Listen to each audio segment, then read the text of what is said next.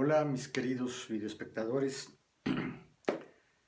soy Cuauhtémoc Jerez, ya les he dicho que mi nieta me dice Tau, en las redes soy coautor, para mi familia y los cuates soy Cuau, bueno, el sapito para mi mujer. Eh, Hace mucho que no venía a filmar un video, creo que 3 semanas o un mes, algo así. La verdad es que con esto del confinamiento durante la pandemia de COVID, de por sí se le van alterando a uno las fechas, además de que estoy jubilado, entonces pues tiene rato que no encuentro gran diferencia en los días, ¿no? De hecho, cualquier día de la semana para mí es prácticamente lo mismo, con excepción de los domingos, en que nos viene a visitar mi hija y mi nieta.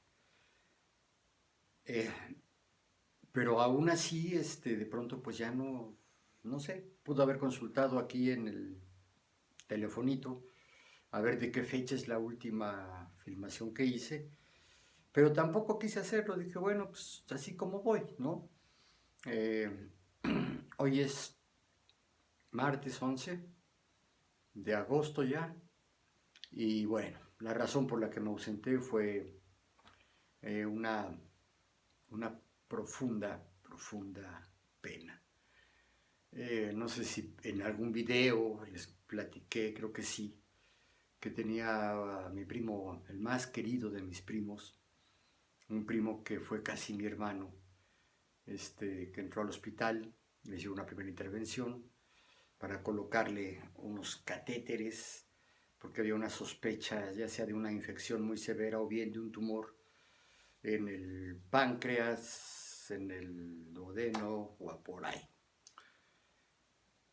Entonces esa fue la primera intervención, hacer la exploración, hacerle una pequeña biopsia con cateterismo y bueno, los resultados que se los dieron como una semana después, pues indicaron que sí, que había células neoplásicas, es decir, cancerosas, en algunos de los tejidos que cortaron. Pero le dieron esperanzas y le dijeron que no eran más de 100 células neoplásicas. Yo, pesimista o realista que soy, la verdad es que desde el principio sospeché que mi primo no la iba a lograr. Porque pasó una semana o más entre esa primera intervención, la entrega de los resultados y luego la adjudicación de una cama en el pabellón de cancerología del Hospital General.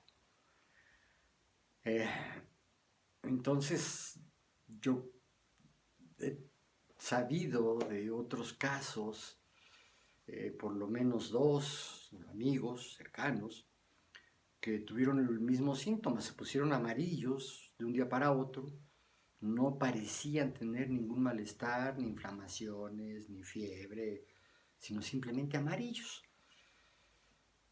Ictericia, pues, que le llaman, y estos amigos fueron al hospital, y el caso más dramático tal vez fue de mi amigo Toño, que tenía 40 y algún años, él era bastantes años mayor que yo y que la palomilla con la que me juntaba, y era muy vital, era un negociante que tenía éxitos y luego fracasaba y gastaba su lana, pero siempre estaba contento. Esa es otra característica que tenía mi primo también, siempre ser un hombre muy bien humorado. Eh, Ese fue un caso. El otro caso cercano fue también de un compañero de la secundaria de mi misma edad. Nada más que él tuvo otro problema. Él eh, bebía mucho, pero mucho, ¿eh? Diario bebía muchas copas, diario se embriagaba. Y una hepatitis que tuvo de niño y con la ingesta de alcohol pues se le convirtió en cirrosis. Y llegó un momento en que la cirrosis estuvo tan severa que decidieron abrirlo para ver si podían hacer algo por ese hígado y encontraron que no era cirrosis, que la cirrosis se había convertido en cáncer. Es decir, pasó de la hepatitis al alcoholismo, a la cirrosis y de la cirrosis al cáncer. Y el cáncer estaba extendidísimo. Ya no solo tenía en el hígado, sino que estaba todos los órganos internos cercanos al hígado ya estaban contagiados.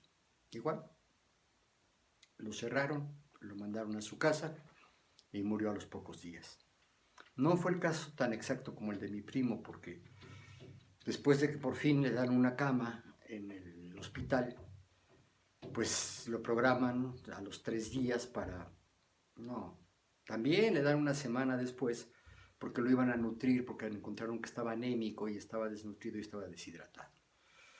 Entonces, los catéteres que le pusieron por acá, no son los subclavios, son una serie de tubitos por aquí, y por ahí lo estaban nutriendo, no le daban de comer. Entonces, esperaban que hubiera disponible una cama y un quirófano en el pabellón de oncología. Sin embargo, en el último temblor que hubo aquí en la ciudad, ya ni me acuerdo de qué fecha fue reciente, eso es lo que le decían, el quirófano de oncología estaba dañado, entonces tuvieron que esperarse, bueno, reprogramaron todas las cirugías pues para operar a los que iban a ser operados de algún cáncer, los pasaron a otras salas quirúrgicas y tardó la intervención que ya iba a ser la buena. Se supone que esa segunda intervención sí la iban a abrir, es una operación que dura entre 10 y 12 horas y a buscar cómo estaban los órganos afectados, evidentemente la vesícula biliar, evidentemente el páncreas y tal vez el duodeno y probablemente el hígado. Según lo que platicaban sus hijos, que además recién internado mi primo, sus propios hijos le notificaron que su ex esposa, o sea, la mamá de sus hijos, había muerto una semana antes. Entonces, los chavos siguen siendo chavos, creo que tendrá 33, 34 años el mayor, y la pequeña pues debe tener unos 30 años, ¿no? Ellos le dijeron a mi primo, murió mi mamá, estamos tranquilos porque estaba muy enferma de problema renal. Y después supimos que la muerte de la madre también fue para ellos muy devastadora porque además de cuidarla durante muchos años por un problema renal que se fue deteriorando y deteriorando y deteriorando, la llevan al Hospital de la Raza, ya que ella sí era derechohabiente del IMSS por uno de los hijos, y la internan ya en plena pandemia del COVID. Y al día siguiente que van a verla, eso fue lo que nos contó la novia de mi primo. Al día siguiente que van a verla les entregan una urna con las cenizas de la señora. Y la única explicación que les dieron es que pues simplemente casi llegando su mamá ya no aguantó, tuvo un paro cardíaco, murió y las políticas del hospital, dada la temporada de COVID, decía que todos los muertos había que deshacerse de los cadáveres cuanto antes. Y como tenían sospecha de COVID, porque sí le habían hecho la prueba a la ex mujer de mi primo, y entró al hospital inconsciente, ya en coma, muere, y no hay confirmación de la prueba. Vaya, la prueba tarda unas horas, tal vez hasta días, ¿no? Depende de qué tantas pruebas estén haciendo en el hospital, y parece, pues es un hospital grande, el Hospital de la Raza, seguramente tenían un montón de pruebas previas para confirmar o no confirmar que era COVID. Por lo pronto, la decisión que tuvieron que tomar los médicos fue incinerarla ahí mismo. Ignoro si el Hospital de la Raza tiene horno crematorio, pero eso fue lo que nos cuenta, pues, la novia de mi primo, pues la exnovia, porque pues, ya el primo no está. Y bueno, y esto me lo platica mi primo en una llamada que hizo aquí a la casa, y nos cuenta esto, ¿no? Y nos dice que mis mismos sobrinos, sus hijos, le pidieron que nos avisara a mí, a mi mujer, a mi hermano mayor, a su mujer y a nadie más. Entonces, bueno, tuvimos que mantener el secreto mientras duraba todo el periplo de mi primo en el hospital. Mi primo entró como era siempre, era un tipo de verdad, extraordinariamente bien humorado. Lo vi en crisis muy severas de toda índole, ¿no? Crisis económicas, crisis laborales, crisis emocionales. Y no perdía la sonrisa, y no perdía la capacidad de hacer reír. De hecho, yo antes de juntarme con los payasos Lorito y Periquito, hacer este trío de payasos en el que duré como 8 o 9 meses, ya siendo universitario, antes de eso yo hacía payasadas con mi primo en las fiestas familiares, y de alguna manera él llevaba la voz cantante, ¿no? E imitaba muy bien a los merolicos, era muy creativo improvisando bobadas, ¿no? Que hacían reír a todo el mundo. Y tanto él como yo sabíamos hacer voces diferentes, tonos diferentes, ¿no? Y yo era como su patiño, es decir, yo era su objeto para hacer reír, ¿no? Y nos gustaba mucho. Y esto lo hacíamos muy, muy jóvenes, a los 14, 15 años, ¿no? Y realmente el show era de él, ¿no? Yo de alguna manera colaboraba, contribuía y bueno. Pero él siempre fue así. Desde chiquito era un tipo muy risueño, pero era un gran dragón de azúcar. Era dulcero como él solo. Cuando éramos más chiquitos y se iba a temporadas a nuestra casa a quedarse, ahí dormía en una cama, en otra, con alguno de nosotros, ¿no? Y cuando nos quedábamos en la tarde-noche viendo la televisión, él, recuerdo que una vez fueron hasta ¿tres qué? 3 tazas de azúcar. Se iba a la cocina, mi mamá tenía su lata, su bote de leche nido grande, era su depósito de azúcar, ahí tenía el azúcar. Y tenía unas tazas de plástico, ¿no? De acrílico, no sé. Entonces iba mi primo, llenaba la taza, se la llevaba al sillón con mucho cuidado y como si estuviera bebiendo, y a masticar azúcar. Recuerdo que una vez le conté 3 tazas. Y toda su vida siguió así. Eh, entonces, pues era claro que el hombre era diabético, porque ya de viejo era muy borracho mi primo. Le encantaba el chupe. Tenía un gran aguante, podía pasarse la noche bebiendo y bebía rápido, ¿no? Pero además era muy buena copa. Era de esos borrachos que te la pasas bien porque cantaba, echaba porras cuando había una fiesta grande, una fiesta concurrida, ¿no? Se le iluminaba el cerebro, no sé qué bloqueos en el cerebro se le desbloqueaban con el alcohol, que se ponía sumamente creativo, ¿no? Con los chistes, las ocurrencias. Incluso era un tipo con el que difícilmente se podía hablar en serio porque de todo hacía bromas. Entonces, al final de cuentas, era un tipo muy querido. Además, era muy solidario. Si sabía que ibas a tener una mudanza, iba y se ofrecía, yo te ayudo, ¿no? Órale, vamos. Y no solo conmigo, lo hacía con toda la familia, y la familia es extensa. Tengan en cuenta que mi mamá tuvo 7 hermanos, mi primo era hijo de una de las hermanas de mi mamá, y estos hermanos, prácticamente todos, con excepción de mi mamá Y mi tío, el menor de los hermanos, que él quedó viudo muy joven, con 2 hijitos chiquitos, y mi mamá que se divorció y no se volvió a casar. Todos los demás tuvieron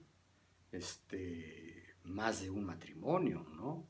2 o más matrimonios, y muchos de ellos tuvieron hijos, varios, con sus distintas parejas, ¿no? Entonces, es una premisa muy extensa. Yo soy el tercero de ellos, mi primo era el cuarto. Entonces, cuando entra, ya nos podemos comunicar a través del WhatsApp, del Facebook, ¿no? Y también escribía muy bien, era un tipo con muchos talentos, aprendió a ser corrector de estilo, trabajando en una editorial que puso un tío mío, incluso estuvo empleado en la Dirección General de Materiales, de Contenidos y Materiales Educativos, como corrector de estilo, ¿no?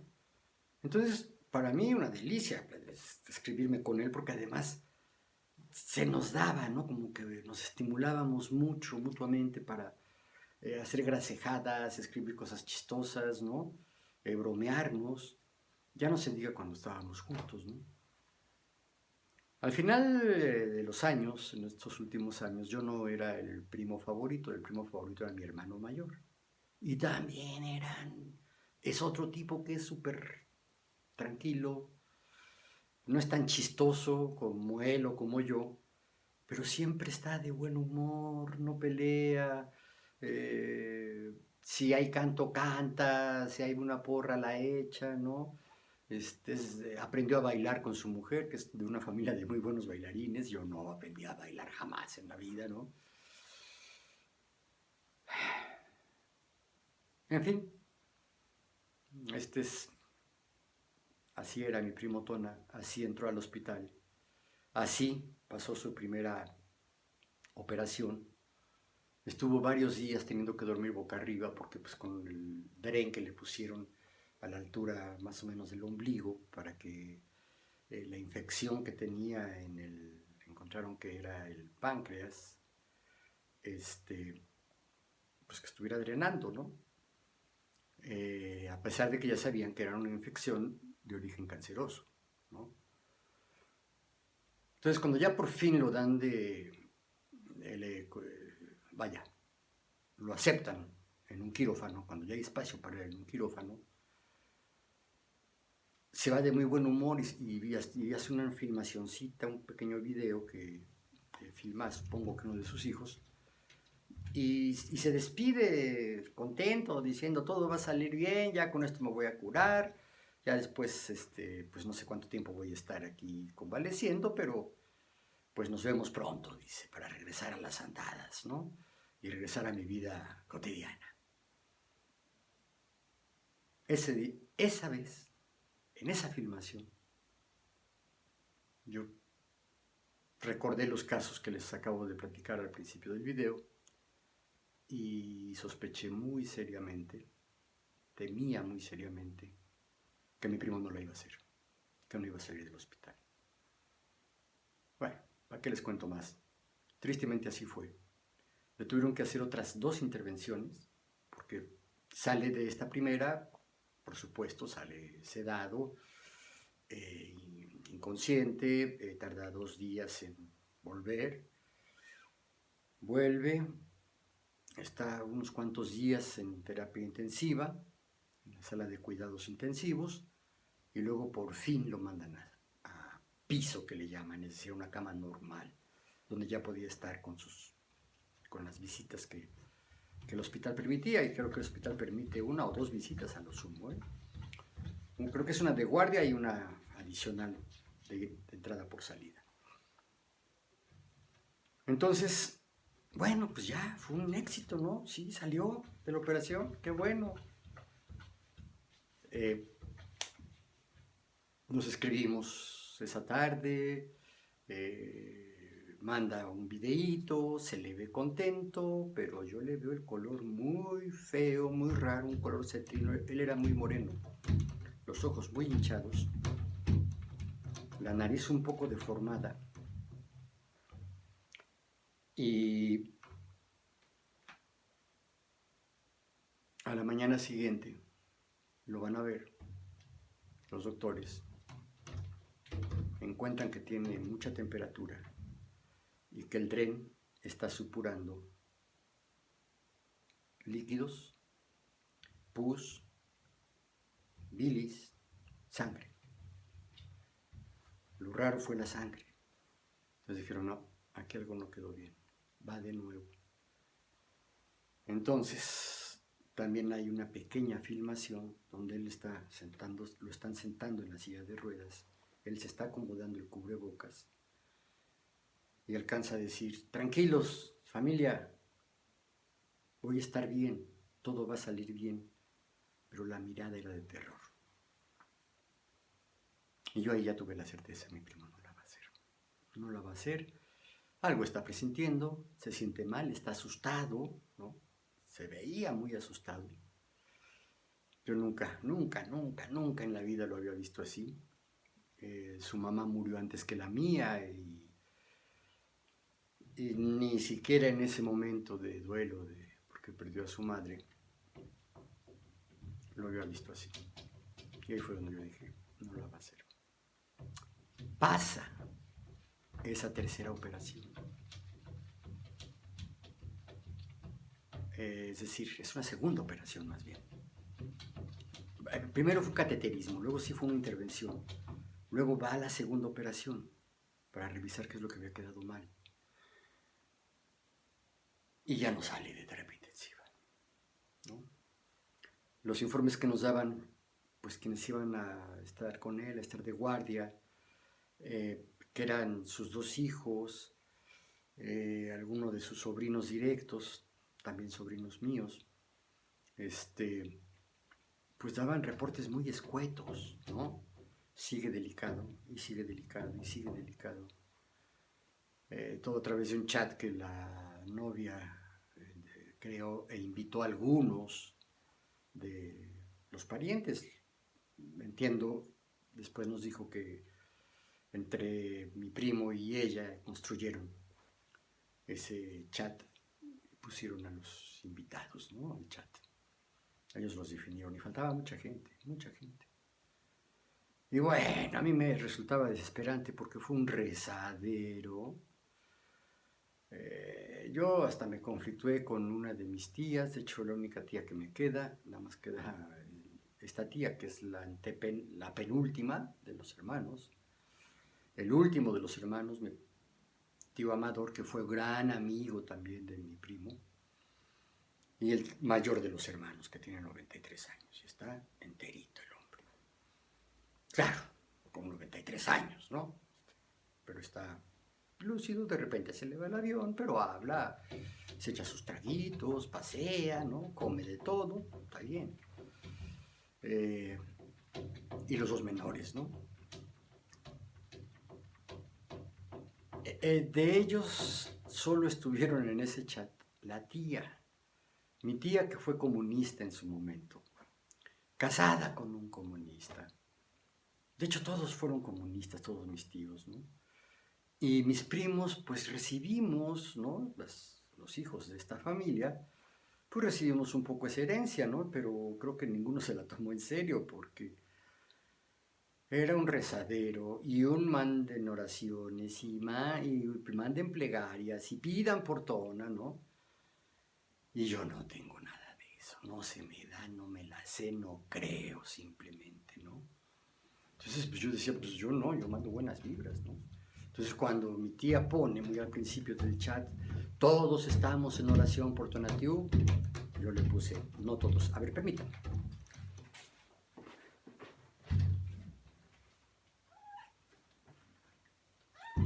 Miau. Es mi gatita. Se quedó afuera y estaba sonando la puerta, sí se oía, ¿verdad? Ahora está maullando aquí a mis pies. No se las presento porque no se deja cargar. Ya les platicaré, también es una gatita feral. En sus primeros meses de vida estuvo en la calle, seguramente fue muy maltratada y seguramente por mujeres, porque mi hija se la encuentra en el tambo de la basura de la escuela donde trabajaba estaba embarazada ella, y pues la agarró, ¿no? Con una chamarra y nos escribió, me encontré esta gatita, alguien la quiere adoptar, pues nadie quería adoptarla, ¿no? Y mi mujer fue la que dijo, yo sí. Dije, pues va.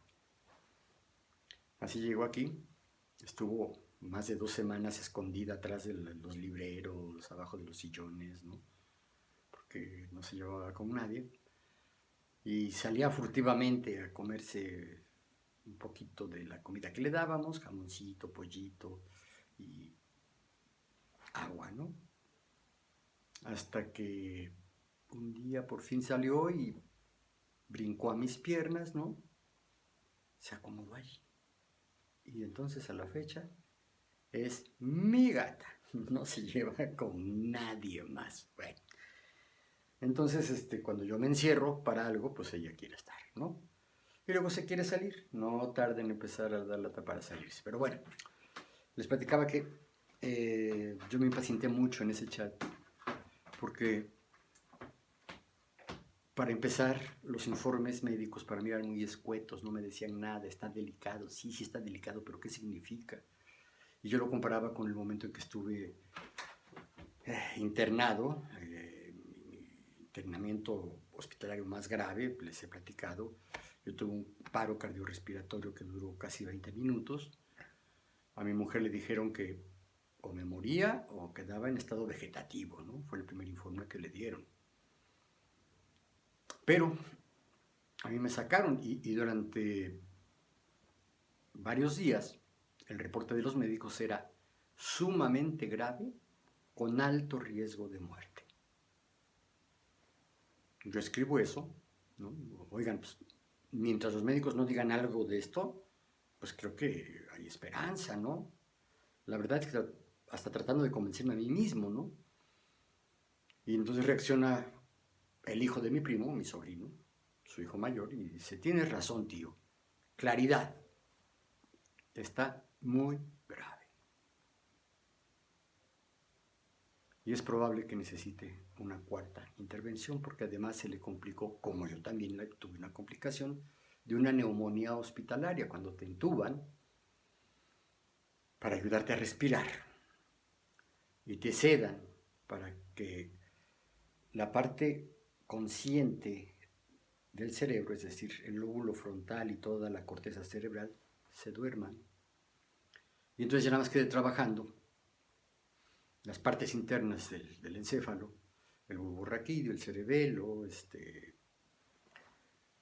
y haya, digamos, señal del cerebro hacia los órganos autónomos, corazón, tubo digestivo, y que pues las defensas del organismo, la capacidad de autocuración que tiene el organismo, cualquier organismo animal, ¿no? Pues trabaje, ¿no? Resulta que lo que más consume eh, los dos nutrientes básicos de las células, que son la glucosa y el oxígeno, lo que más consume glucosa y oxígeno es el cerebro, la parte consciente del cerebro. Es decir, toda la corteza cerebral y en particular el lóbulo frontal, que es donde están las funciones humanas superiores, lenguaje, imaginación, memoria, capacidad simbólica, etcétera, etcétera, etcétera. Entonces a mi primo también ya lo habían intubado en la tercera operación y no salía del coma y tenía fiebre, le subía y le bajaba la fiebre. Resulta que esto es terrible para el organismo, ¿no? El organismo puede estar con fiebres muy altas constantes durante muchas horas y tal vez días, pero cuando sube y baja parece que es demoledor. Y la neumonía no cedía a pesar de los antibióticos, hasta que toman la decisión los hijos y los médicos de que intenten una cuarta operación, para ver si con la cuarta operación empezaba a reponerse un poco más todo su organismo Y entonces sí, ya se cedían las 2 infecciones que tenía, porque no cedía tampoco a la infección le cortaron un pedazo de páncreas, le cortaron un pedazo de vesícula biliar y le cortaron los ductos biliares y hasta un pedazo del duodeno. Entonces fue una operación bastante fuerte, ¿no? En la corta operación vuelven a surcir lo que no había cerrado por la diabetes, ¿no? Limpian, vuelven a acomodar todo y se supone que lo dejan bien y dicen, ahora sí, ya todo depende de él, ya no hay nada más que hacer. Regresa a cuidados intensivos después de la 4ª operación y al día siguiente o a los 2 días comunican que había fallecido.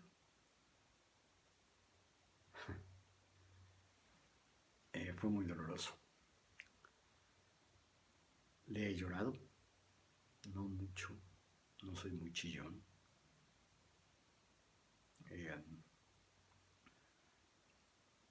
La familia está devastada, la familia entera. He hablado con algunos de ellos. Los que parecen estar más enteros son los hijos. Ellos quedaron muy endeudados porque a pesar de que es el hospital general, les cobraron todo.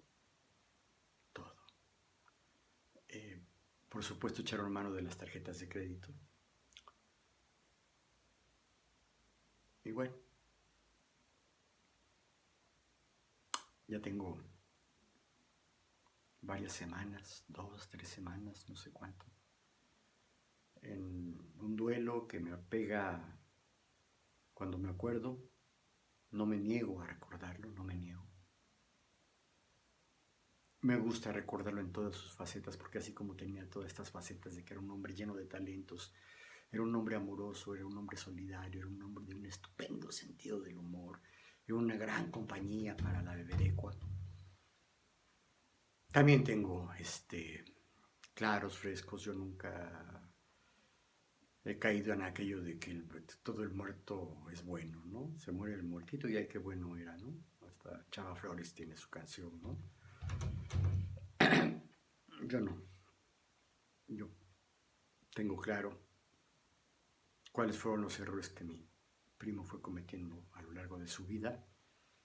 No creo que hayan sido estas decisiones erróneas que fue tomando a lo largo de su vida las que lo llevaron a tener ese cáncer. A menos que nos creamos que los cánceres sí se generan por una situación emocional reprimida. Porque esto parecía a mi primo, ¿no? Si le rascamos tantito a su vida, cosa que no voy a hacer aquí con ustedes, tenía todos los motivos para ser un hombre neurótico, un hombre deprimido, un hombre malo, incluso, ¿no? Violento. Pero no. A pesar de de haber tenido grandes dificultades en la vida, grandes, ¿no? Desde su mamá, su papá, el padrastro, problemas con una de las hermanas sobre todo, una inestabilidad laboral brutal. Les digo que era un hombre que sabía hacer muchas cosas, pero que duraba poco en los trabajos. Hacía el mejor pozole estilo guerrero que yo he probado. Le vino a enseñar a mi mujer hace un muy buen pozole gracias a que mi primo le enseñó. Conseguía un estupendo mezcal allá en Guerrero, en Tixla. Y esa era la parte bonita, ¿no? Pero a pesar de todo eso, mi primo nunca tuvo una estabilidad económica, una estabilidad emocional, una estabilidad familiar. Nunca la tuvo, nunca la tuvo. Y se fue. Él es un año menor que yo, es decir, murió con 62 años de edad. Y antes de eso el hombre estaba entero. Manejaba Uber y se echaba unas jornadas de casi 18 horas, ¿no? Sabía de mecánica también,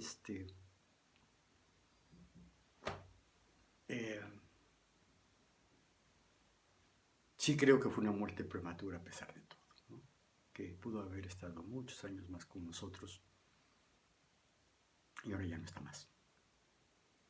Y ya saben cómo es la muerte, ¿no? Bueno, los que sepan, los que no sepan, pues lo van a saber.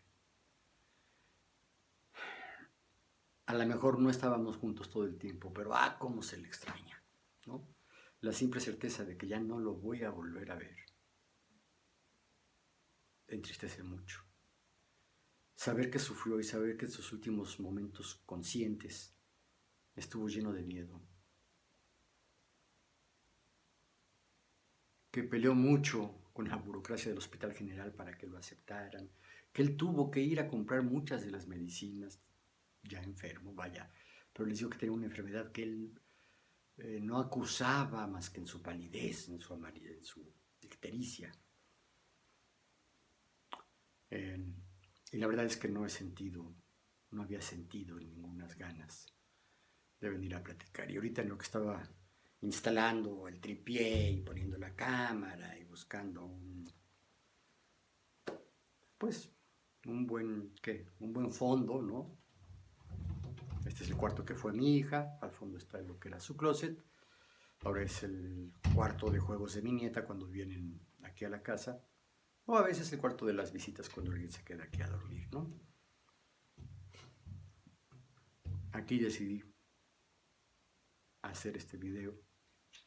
Mientras decidía eso, dije, no, los temas que había venido tocando,